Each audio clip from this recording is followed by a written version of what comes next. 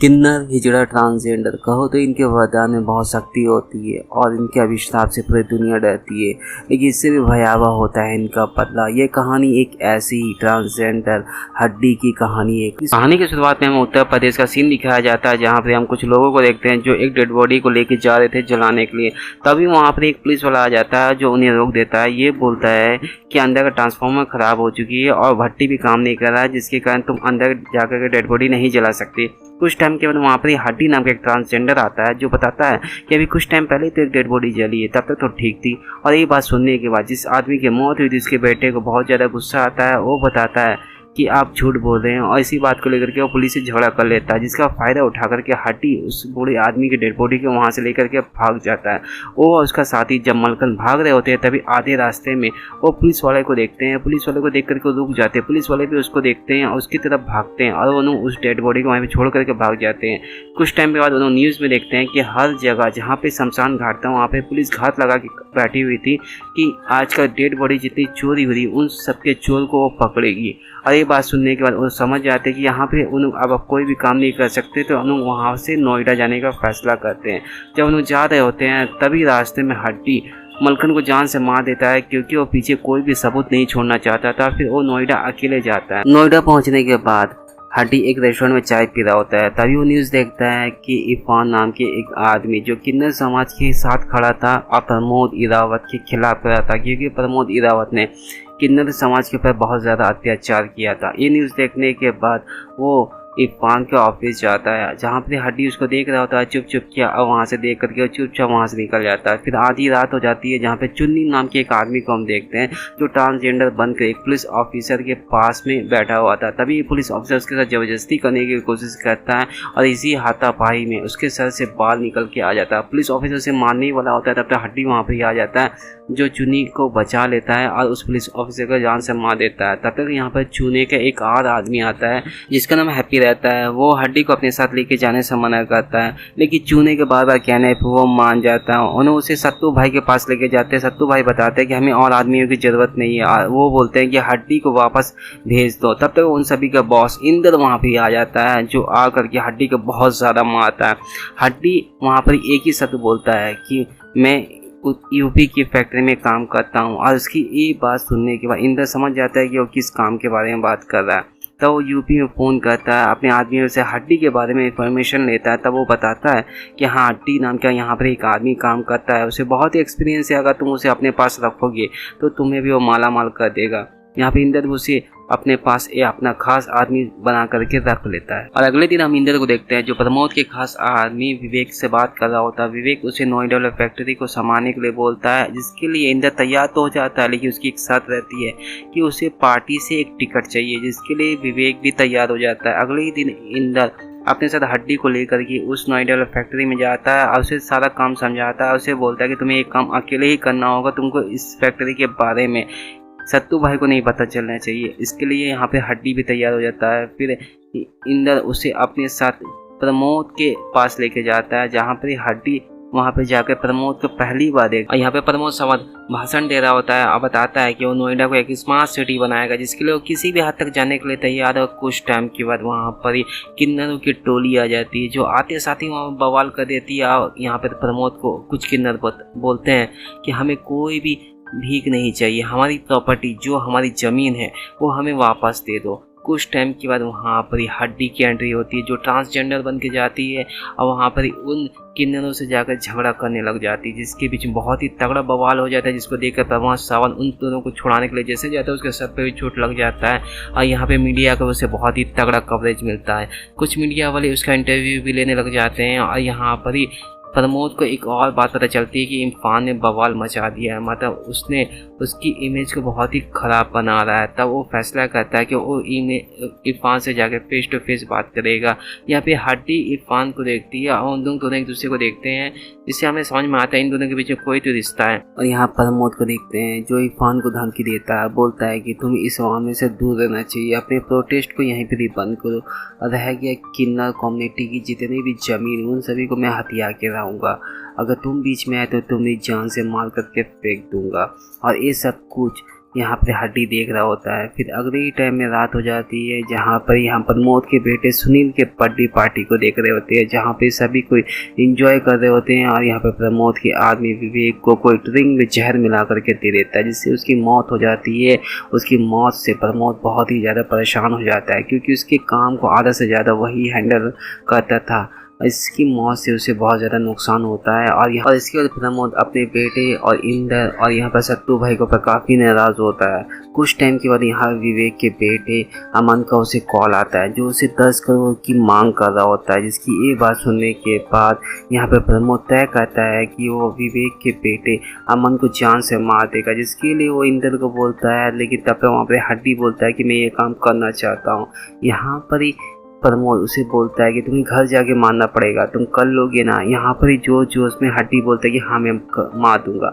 वहाँ पे अगले ही दिन वो अमन के घर जाता है, जहाँ पर ही वो एक चिट्ठी देता है जिसमें लिखा रहता है कि उसके पिता के साथ जो भी हुआ था पार्टी में वो उसके बारे में कुछ जानता है। जब वो घर के अंदर जाता है तब वो बताता है कि तभी हड्डी विवेक के बेटे अमन को एक बात बताता है कि वो उसके पिता का गर्लफ्रेंड है।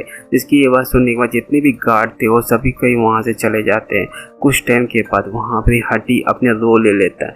वहाँ पे वो गन निकालता है, गन निकाल करके उसको गन पॉइंट पे लेता है, उसे धमकी देता है कि तुम्हें प्रमोद के खिलाफ केस करना होगा, अगर तुमने केस पीछे लिया तो मैं तुम्हें जान से मार दूंगा। जिसकी ये बात सुनने के बाद वो उसकी बात मानने के लिए तैयार हो जाता है। और उसे बोलता है कि मैं यहाँ पर आया हूँ, तुम्हें तो गोली जरूर मारूंगा, नहीं तो प्रमोद को मुझ पर शक हो जाएगा। उसको साइड में गोली मारता है, जिससे उसे कुछ भी नहीं होता है और वहाँ से जाने लगता है। लेकिन यहाँ पर ही अमन के जितने भी गार्ड थे वो उसके ऊपर गोली चलाने लग जाते हैं, जिससे हड्डी को गोली लग जाती। और फिर 6 महीना पहले की कहानी दिखाई जाती है, जहाँ पर हड्डी का एक फ्लैशबैक था कि वो भी पहले।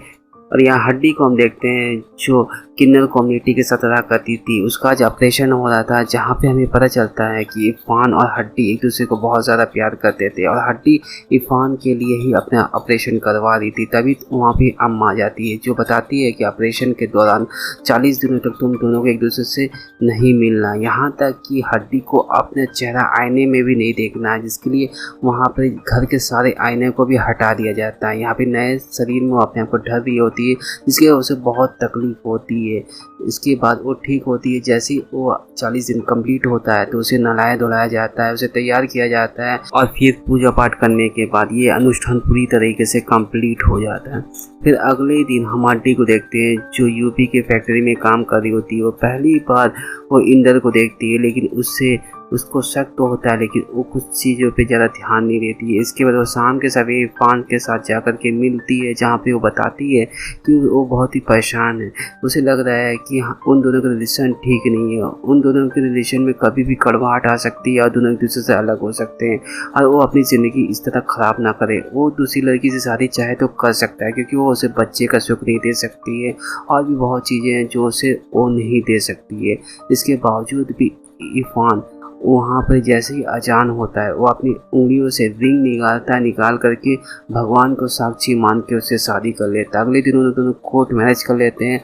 इसके बाद वो अम्मा से मिलने के लिए जाते हैं, जहाँ पे अम्मा बोलती है कि इस तरह की शादी होती है, अग्नि के साथ फेरे लिए जाते हैं, उसके बाद शादी मानी जाती है। कुछ टाइम के बाद हम प्रमोद के आदमी को देखते हैं, जिसकी आने की आवाज़ सुन करके और यहाँ अम्मा हड्डी और इरफान को दूसरे रूम में ले जाके छिपा देती है। कुछ टाइम के लिए वहाँ पे प्रमोद आ जाता है, जो अम्मा को गन पॉइंट पे लेता है और उसे बोलता है कि तुम इस डॉक्यूमेंट पे साइन कर दो, मैं अपने आदमियों के साथ चुपचाप चला जाऊँगा, कुछ भी नहीं करूँगा। लेकिन अम्मा कुछ भी चीज़ के लिए तैयार नहीं होती है। उसके हाथों से वो पेपर लेती है और जला देती है, जिसको देखकर प्रमोद को बहुत गुस्सा आता है। वो एक चापड़ निकालता है और उससे अम्मा के गर्दन को काट देता है। वो बेचारी वहीं पे जान दे देती है और यहाँ पर मौत का तांडव स्टार्ट हो जाता है। कुछ टाइम के बाद यहाँ पर ही हड्डी सब कुछ देख करके डर जाती है और इरफान जैसे ही ऊपर गर्दन उठा के देखता है, उसके ऊपर भी गोली चला देता है।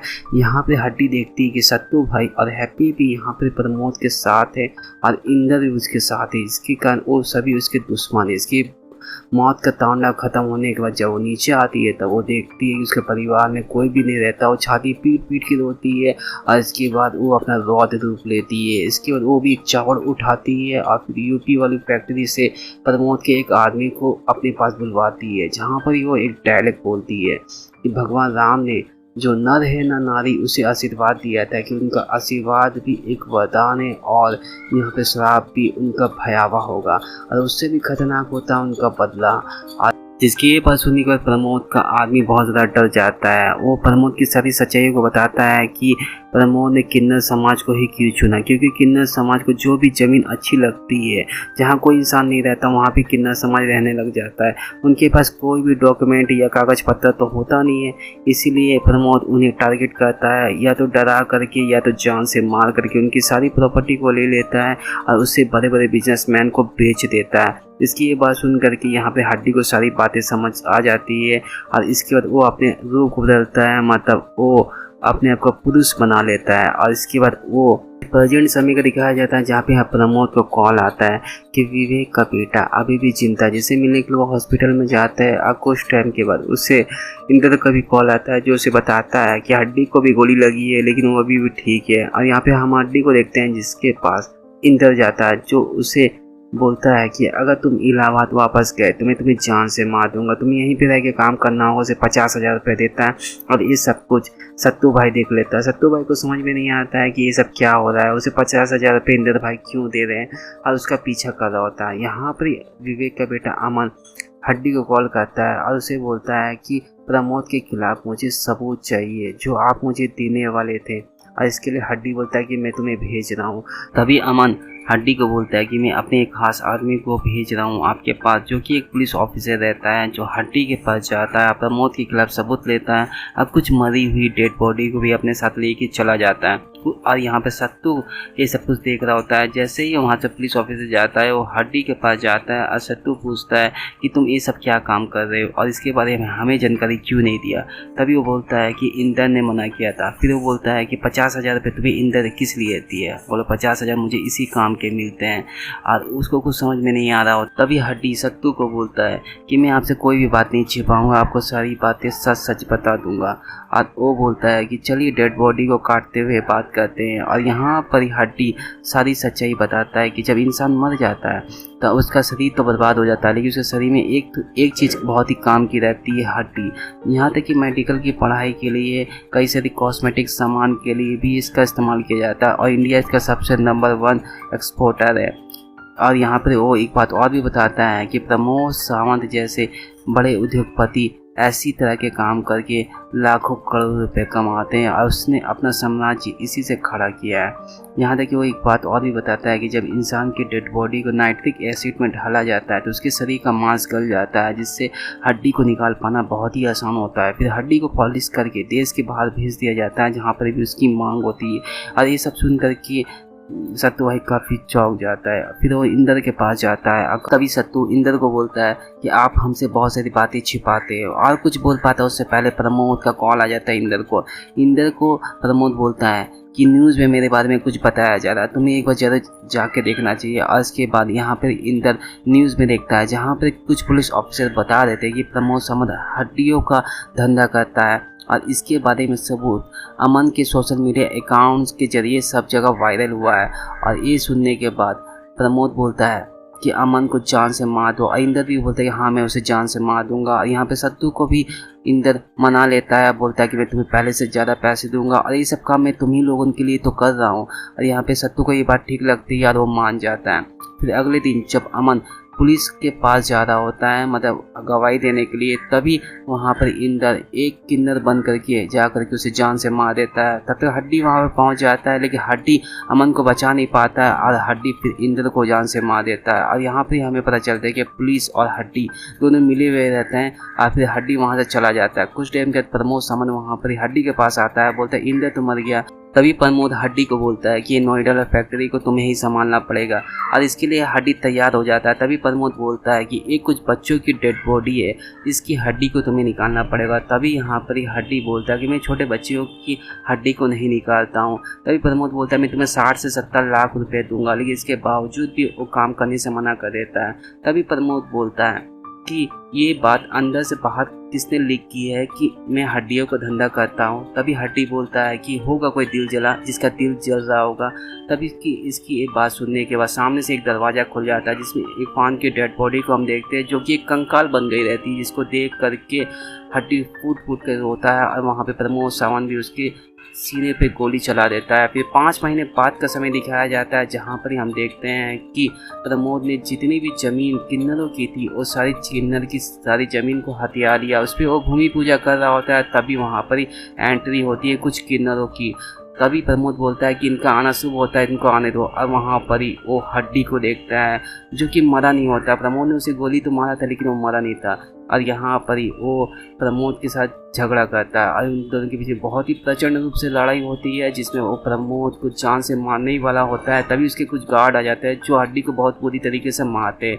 वो अधमरा हो जाता है। तभी उसे अम्मा का ख्याल आता है, फिर उसी कुल्हाड़ी से वो प्रमोद सावंत को जान से मार देता है। और इसी तरह इस कहानी का इस फिल्म का अंत होता है। उम्मीद करते हैं फिल्म आपको अच्छी लगेगी। Thank you for watching.